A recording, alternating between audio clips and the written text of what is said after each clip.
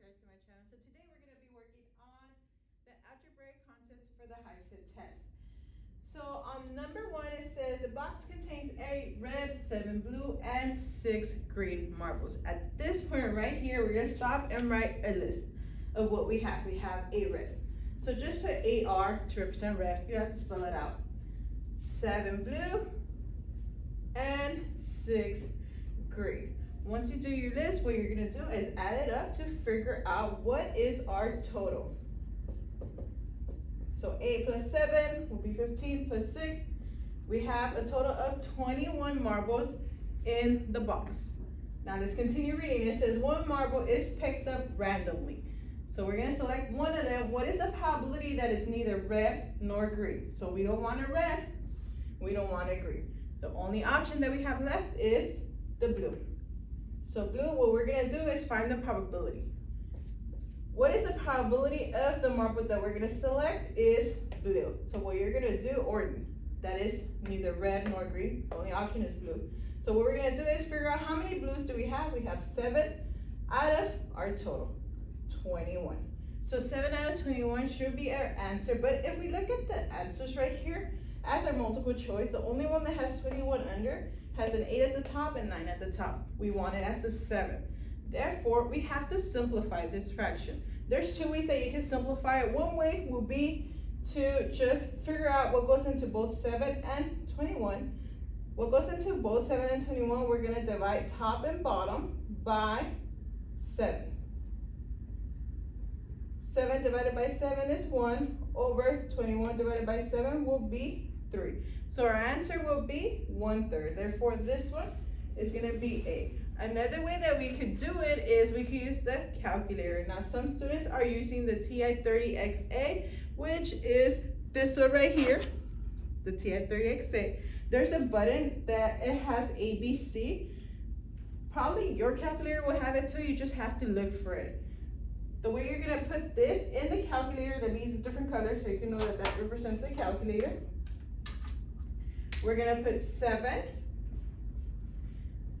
ABC 21 equals, and it's going to give us something that looks like this. This means 1/3.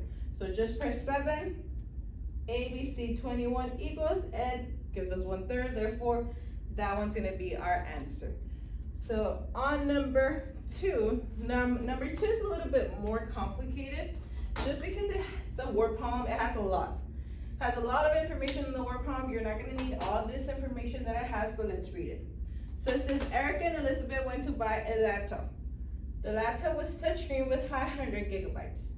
The price for the laptop was $1,250 with 36 cents. Erica told Elizabeth, I only have enough money to pay for 60% of this laptop. Can you loan me the rest? If the tax is 9.75%, how much is Erica going to borrow? So first of all, the laptop was $1,250. 1,250 with 36 cents. We know that when you buy something, you have to pay the tax. So the tax is going to be added. We're adding the 9.75%. And since Erica has 60%, whatever this is, she only has 60%, so she has to borrow the rest, the 40%. Since she has 60%, we're gonna subtract it to know how much is she gonna borrow. This right here, again, just put it into the calculator. Don't try to solve it by hand. So we're gonna use this same calculator. All the calculators do the same thing, it's just it takes a different button. For this particular calculator right here, in order for us to put the percent, we have to put second. It could be second or it could be shift depending on your calculator. And then in this one is the number 2. Above the number 2, there's a percent. So it shows something like this. This is the number 2. Above the 2, it has this sign, which is the percent for this one. So the way we're going to put it in the calculator, we're going to put 1250.36 plus 9.75 second, and then the number 2. this just gonna change that 9.75 into a percent. Minus 60 second, and the number 2 again to change it to percent. Once you put it all, make sure you press equals. If you don't press equals, it's just gonna give you what 60% is of the laptop with the tax. Make sure you press equals to know how much she's gonna have to borrow. So we're gonna use a calculator. We're gonna put 1250.36 plus 36 plus, what is it, 9.75, second 2 minus the 60%. So second 2 equals, and it's gonna give us $548 with 90.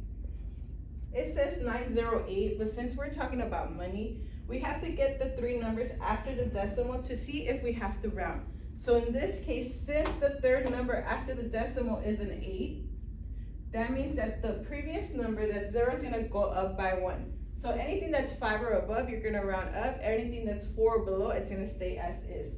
So in this case, $548 with 91 cents. This is what Erica's gonna have to borrow.